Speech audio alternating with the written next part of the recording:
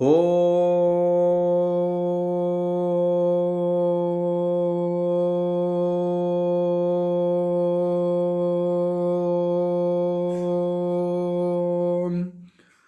নমো ভগবতে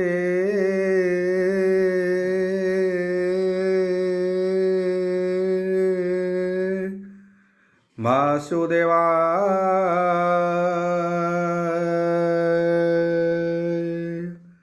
ওম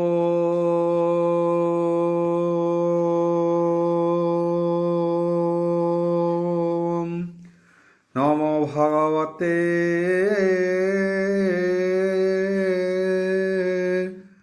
বাসুদেবায়। ওম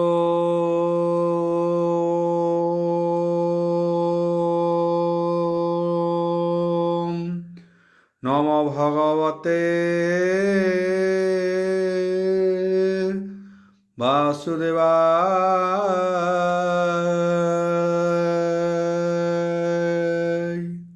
যথা মঙ্গলাচরণ ভাগিসায়স্য বদনে লক্ষ্যেষু যচ্চ বক্ষসি যস্তে হৃদয় বসতি তনুশ্রিয়ম ভজে বিশ্ব সর্বদিবা লক্ষণম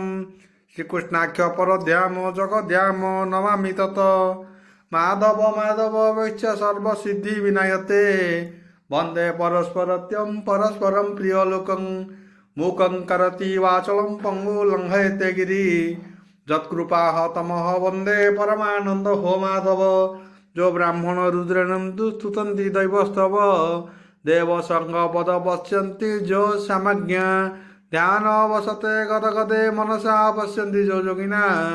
जसन्ते नवबुधि सुरासुर गण देवाय स्तुते नमः। नारायणं नमस्कृत्यं नरचैव नरोत्तमः देवी सरस्वती व्यासं तत जयमुदीरयम्। निर्गलं कल्पितं फलविमुखाभिद्रव्ययुक्तं पिपतं भागवतं रसमलयितं प्रभु।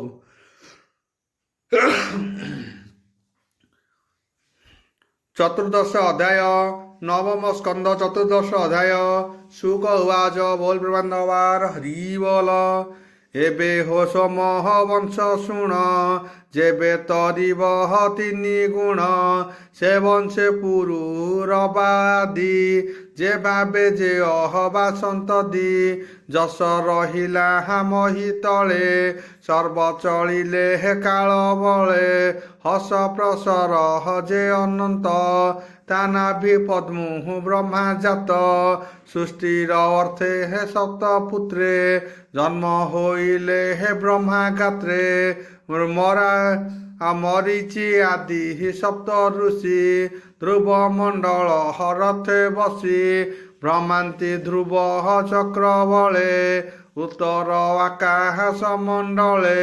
ताहांक मध्ये अत्रि मुनि तप करन्ति हि जोग घेनि ध्यान करन्ति हि जोग बले तांक लोचन अश्रु जले पुरुष होई हिला प्रकाश तेज गंजिला दश दिश अमृत मन अमृतमय मनोरम ताहार नाम देला सोम विप्रे औषध रूढ़ गणे ब्रह्मा स्थापिले हे राजपणे से सोम राजा स्वयं करी तिनि भुवन अधिकारी बले जिणिला तिनि पुर एबे हो शुण नृपवर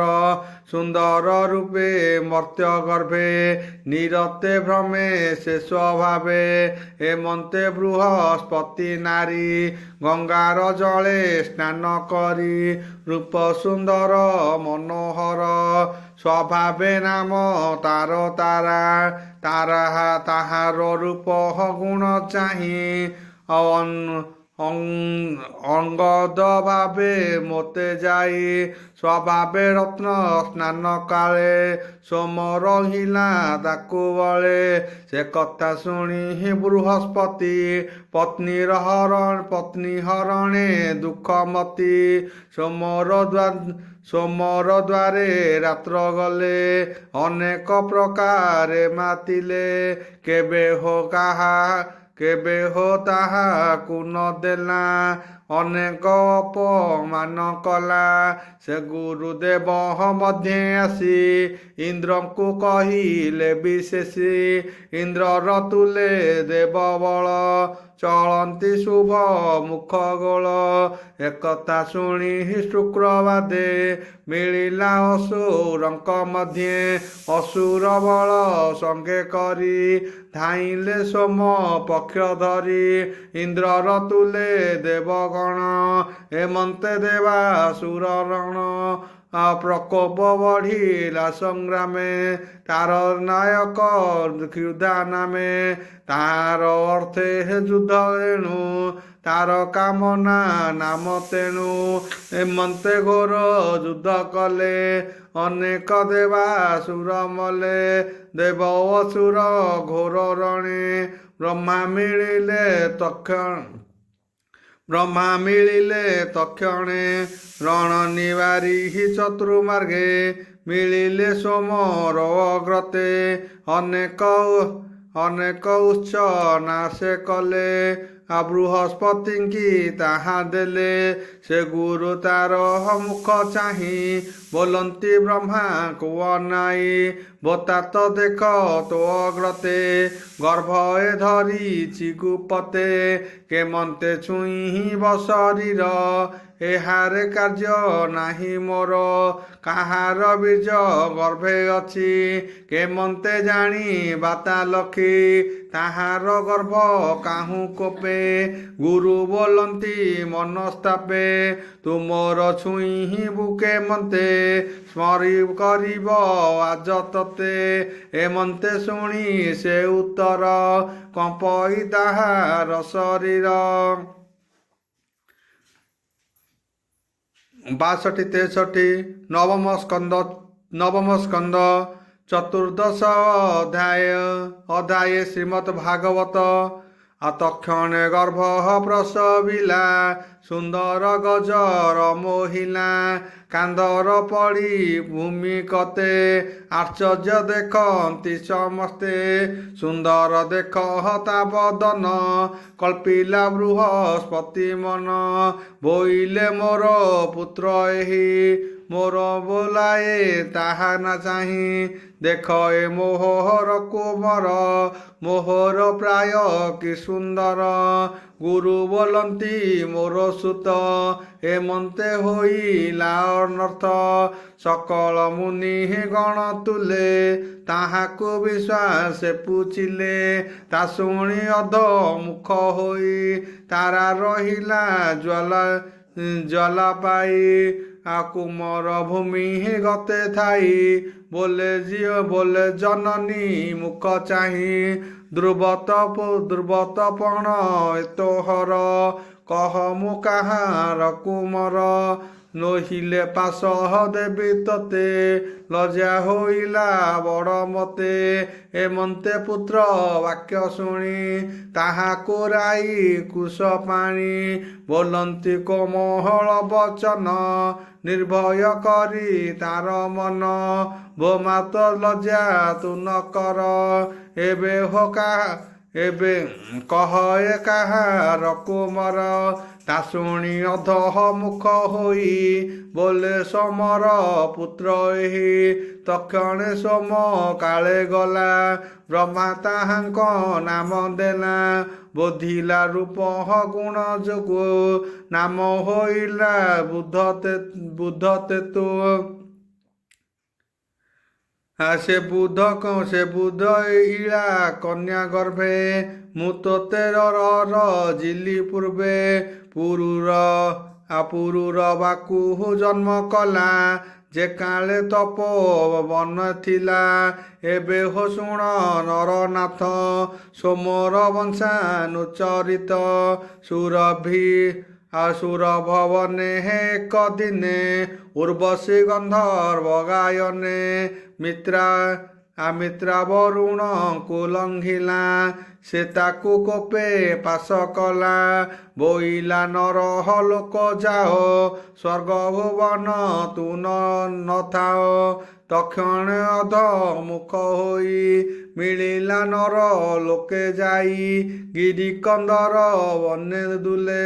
ସ୍ୱାମୀ ନ ଲବେ ଆଦି আমি তুলে হেমন্তে ভ্রমহন্তি তরুণী କୁରୁର ବାକୁ ଦେଖି ପୁଣି କନ୍ଦର୍ପ ପ୍ରାୟ ରୂପରାଶି ତେଜେ ଗଞ୍ଜାଇ ରବି ଶଶୀ ହେମନ୍ତେ ତାହାର ସଙ୍ଗତେ ଉର୍ବଶୀ ମିଳିଲା ଏକାନ୍ତେ ଉତ୍ପଲ ହର ସଲୋଚନ ପୁରୁର ବାର ସନ୍ନିଧାନ ସେ ରାଜା ତାର ମୁଖ ଚାହିଁ ତକ୍ଷଣେ କାମ ବଶ ହୋଇ ଭାର୍ଗବୀ ବାକ୍ୟ ତାକୁ କହେ ରୋମହରସ ସର୍ବଦେହେ ରାଜା ଉବାଚ ବୋଲ ପ୍ରାନ୍ଦବାର ହରି ବୋଲ ଆସ ସୁନ୍ଦରୀ ବସରଥେ ଲଭେ ଅଇଲୁ ଟିକେ ପଥେ ମିଳିଲୁ ସମୋହର ସଙ୍ଗତେ କହ ମୁଁ କି କରିବି ତତେ ମୋ ସଙ୍ଗେ ରମହ ଦୁଏ କାନ୍ତେ ସୁନ୍ଦରୀ ରହି ଦିନା କେତେ ଉର୍ବଶୀ ବୋଲ ଇତୁରିତେ ମୋହର ସଧ ଅଛି ତୋତେ ତା ରୂପେ ଦେଖ ହେ ରାଜନ ଅନଙ୍ଗ ବାଧିଲା ମୋ ମନ ମୋର ତୁଲେ ସତ୍ୟ କର ନିଶ୍ଚୟ ବରିବୁ ତୋତେ ବର ଦେଖ ଏ ମୋ ସହ ପୁତ୍ର ଦୁଇ ତୁଲେ ଅଛନ୍ତି ବେନି ଭାଇ ଅତ୍ୟନ୍ତ ପ୍ରିୟ ଏ ମୋହର ଏହାଙ୍କୁ ରତ୍ନ ରକ୍ଷା କର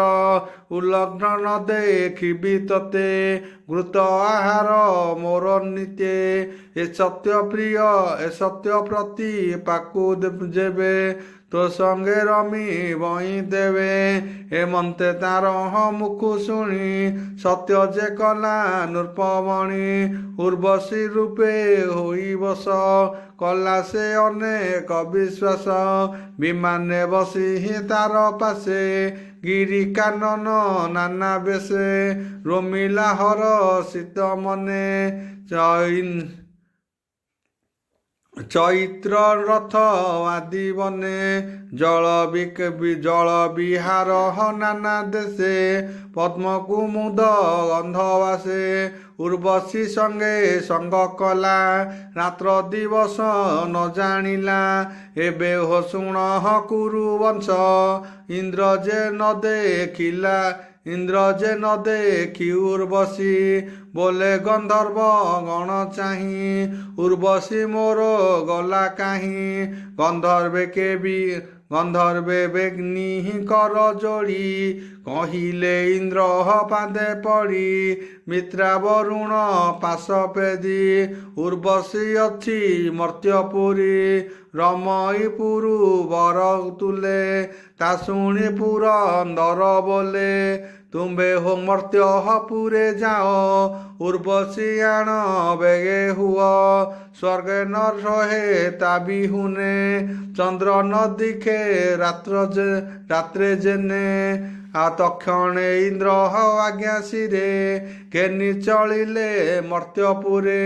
রাত্র নিবেশী অন্ধকারে মিলিলে পুর বরাপুরে তক্ষণে দেব মায়া বলে উর্বশী মেষ রোষ কলে সে বেনিমেষ ঋষি দিয়ন্তি উচ্চে রোদন কলে পথে তা শুনি নিদ্রা ভঙ্গ হই বিকলে উর্বশী কান্দই বইলে শিরে হে কর দেই ମୋ ପୁତ୍ର କେନେ ଲା ଚୋରାଇ ମୁଁ ଏତେ ହୀନ ଆଶ୍ରେ କଲି ଏ ପୁରେ ଅନାଥ ହୋଇଲି ଭୁଲିଲି ନପୁ ଶଙ୍କ ବୋଲ পুত্রে মোহর কেণে গল এ রাজা নারীଙ୍କର ପ୍ରାୟ ଶୋଇଛି ନିଦ୍ରା ସୁଖ ମୋହ ଯେସନେ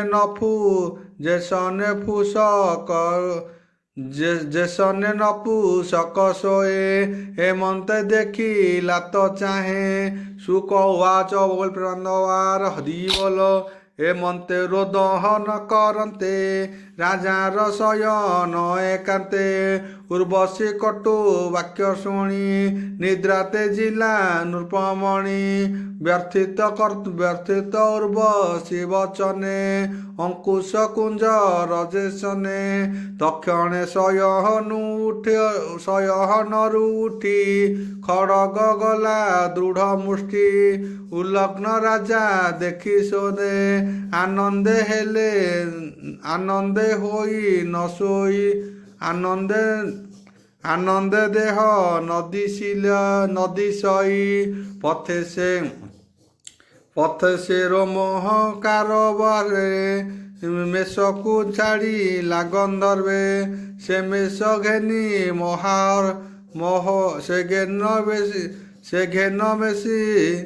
ସେ ମେଘ ଘେନି ବାମ ହସ୍ତେ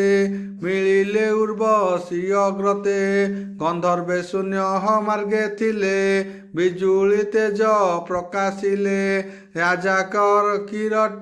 ରାଜା କଟିରେ ବସ୍ତ୍ର ନାହିଁ ଉଲଗ୍ନ ଦେଖ କୋପ ବହି ମେଷକୁ ଦେଖି ରାଜା ହସ୍ତେ ଉର୍ବଶୀ ଗଲା ଶୂନ୍ୟ ପଥେ ସେ ରାଜା ମେଷ ଘେନି କରେ ଆସି ମିଳିଲା ଅନ୍ତପୁରେ ବୋଲଇ ନିୟହ ତୋ ନନ୍ଦନ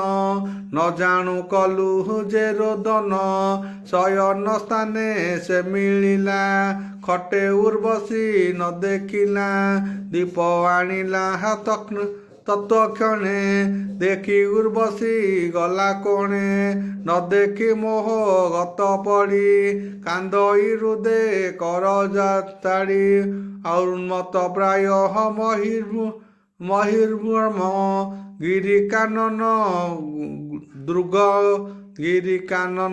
ଦୃଗଗମ୍ୟ ଆଭ୍ରମନ୍ତେ ଅତ୍ୟନ୍ତ ବ୍ୟାକୁଳେ ଅଦ୍ଭୁତ କୁରୁ କ୍ଷେତ୍ର ମିଳେ ଉର୍ବଶୀ ସଖୀ ଜନ ମେଳେ ଦେଖିଲା ସରସ୍ୱତୀ କୂଳେ ରାଜାଙ୍କୁ ଚାହିଁ ଅଧମୁଖେ ମନ ହୋଇଲା ମହାଦୁଃଖେ ରାଜା ଉର୍ବଶୀ ମୁଖ ଚାହିଁ ବୋଇଲେ ସ୍ନେହ ଭର ହୋଇ ରାଜାଙ୍କୁ ଦେଖି କୋପ ଭରେ ଉର୍ବଶୀ ଗଲା କିଛି ଦୂରେ ପଛେ ଗୋଡ଼ାଇ କାମ ବସେ ସେ ରାଜା ବୋଇଲେ ବିଶ୍ୱାସେ ରାଜା ଉବାଚ ବୋଲ ପ୍ରେମାନନ୍ଦବାର ହରି ବୋଲ हे सखी क्षणे हे रह न छाड़ मोहर से नेह तू घोर कर्म किंपा करू भाव अभाव न विचारू मते न छाड़ कोप मने मु अच्छी तोहर बचने तू मते दूर करी गले जीवन छाड़ी मु भले तोर बिहुने मो शरीर पकिले शृगाल कुकुर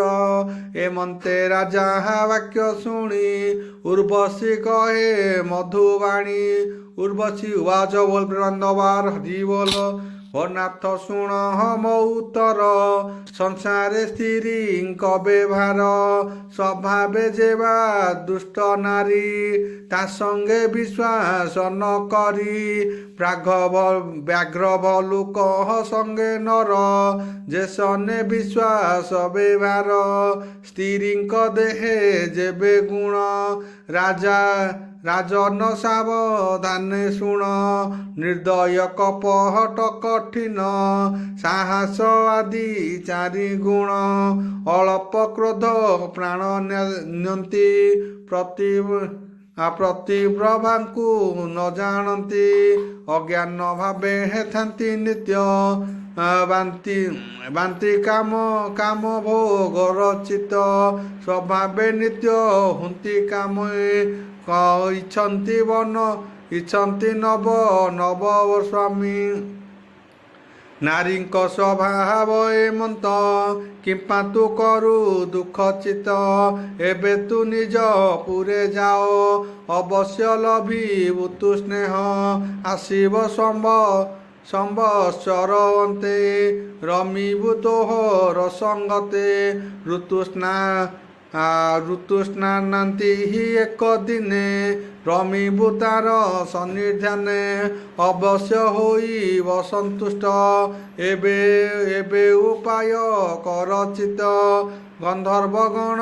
ପୂଜା କର ସେ ଦେବବର ଆଉ ଏହାଙ୍କ ପ୍ରସହନ ତୁ ମତେ ପାଇଲୁ ବର सकवन्ते सुख उवाच बोल प्रेमानंदवार जी बोल ଏମନ୍ତେ ତାର ବାକ୍ୟ ଶୁଣି ଆନନ୍ଦ ମନେ ନୃପମଣି ଗନ୍ଧର୍ବଗଣେ ପୂଜା କଲେ ଅନେକ ଅଳି ଭୋଦ ଦେଲେ ସ୍ତୁତି କରଇ କର ଯୋଡ଼ି ଚରଣେ ଦଣ୍ଡବତେ ପଡ଼ି ତାର ଭକତି ଦେଖି ମନେ ଗନ୍ଧର୍ବ ପ୍ରସନ୍ନ ବଦନେ ମୃତ୍ତିକା ଭାଣ୍ଡ ଅଗ୍ନି ଥୋଇ ରାଜା ସମୀପେ ଦେଲେ ନେଇ ବୋଇଲେ ଏଥେ ଯଜ୍ଞ କର ଭାର୍ଗବ ଉର୍ବଶୀ ଆସିବ ତୋହର ଏମନ୍ତେ ଅଗ୍ନି ଭାଣ୍ଡ ଦେଲେ ରାଜାଙ୍କ ମନ ତୋଷ କଲେ ଗନ୍ଧର୍ବେ ଉର୍ବଶୀର ତୁଲେ ତକ୍ଷଣେ ଶୂନ୍ୟ ମାର୍ଗେ ଗଲେ ସେ ରାଜା ଅଗ୍ନି ଭାଣ୍ଡ ଘେନି ଗନ୍ଧର୍ବଗଣ ବାକ୍ୟ ମନି ରାତ୍ରେ ବୁଲନ୍ତେ ବୃକ୍ଷ ମୂଳେ ଥୋଇଲେ ନିଶା ଅନ୍ତକାଳେ ଅଗ୍ନିକି ବୃକ୍ଷ ମୂଳେ ଥୋଇ ମିଳିଲା ନିଜ ପୁରେ ଯାଇ ରହିଲା ପ୍ରଜା ଜନହିତେ ଏମନ୍ତେ ଗଲା ଦିନ କେତେ ଉର୍ବଶୀ ବାକ୍ୟେ ମନ ଦେଇ ନିଶ୍ଚଳେ ମନ ନର ହଇ ଏମନ୍ତେ ସତ୍ୟ ଯୁଗ ଗଲା ଶୁଣ ହୋ ଗୋବିନ୍ଦର ଲୀଳା ତ୍ରୟୋଦଶ ଯୁଗ ପ୍ରବେଶନେ ରାଜା ଉର୍ବଶୀ ସ୍ମରି ମନେ ଅଗ୍ନି ଉଦ୍ୟୋଗେ ହେ ଦିନ ଗଲା ବନେ ନଳ ନ ଦେଖିଲା ଯେ ବୃକ୍ଷ ମୂଳେ ଥୋଇ ଗଲା ସେ ବୃକ୍ଷ ଅଶ୍ୱରେ ହୋଇଲା ଅଶ୍ୱବୃକ୍ଷ ଯେ ସମୀ ବୃକ୍ଷ ରାଜନ ଦେଖିଲା ପ୍ରତ୍ୟକ୍ଷ ସେ ବୃକ୍ଷ କାଷ୍ଠ ଗୃହେ ଆଣି ସଞ୍ଚିଲା ଯଜ୍ଞ ରଣୀ ଆଉ ଅରଣ୍ୟ ମନ୍ଥନ ସେ କରି ନିଗମ ମନ୍ତ୍ର କୁଚାରି ଉର୍ବଶୀ ଧ୍ୟାନ କରି ମନେ ଆହୁତି ଦେଲା ହୁତାସନେ ଉର୍ବଶୀ ଯଜ୍ଞ ବଳେ ଆସି ରାଜା ସନ୍ଦେ ନ ମିଳେ ନିଶି ଯଜ୍ଞ ପୁରୁଷ ପରସମେ ଉର୍ବଶୀ ମିଳେ ତା ଭୁବନେ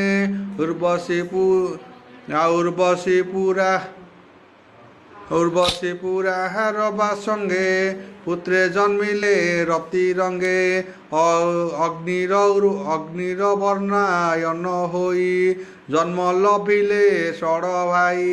ରାଜା ବଞ୍ଚିଲେ ମନ ଝୁକେ ନିଶ୍ଚଳେ ତ୍ରୟ ଯୁଗ ମୁଖେ ଅକ୍ଷୟ ଅନ୍ତେ ପୁର ରବା ଅନଳ ପ୍ରାୟ ହୋଏ ପ୍ରଭା ଉର୍ବଶୀ ସଙ୍ଗେ ମନ ଥାଇ ଗନ୍ଧର୍ବ ଲୋକ ସେ ମିଳଇ ସୁଜନ ଜନଙ୍କର ହିତେ ଭାଷା ପ୍ରବନ୍ଧ ଭାଗବତେ ବୋଲଇ ବିପ୍ରହ ଜଗନ୍ନାଥ ନବମେ ବଂଶାନୁଚରିତ ଇତି ଶ୍ରୀମଦ୍ଭାଗବତେ महापुराणे परमहंस्य संहितया नवम स्कंदे चतुर्दश अध्याय।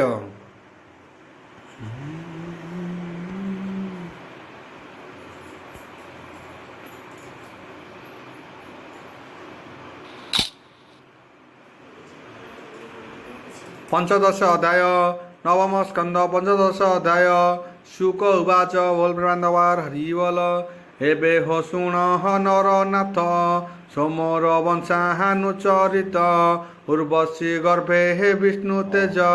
जन्मिले पुरुरवा वीर्य सुंदर पणे हे नाही सम शुण हो षडः पुत्र नाम आयुष्वताय पुणी रय आयुष्वताय पुणी रय शतायु विजय जे जय शतायु सुत वसुमान एक नाम रहय नंदन आशुत्रंजय रह शत्रु संगु जयर तनहय अमिति विजय तनहय जे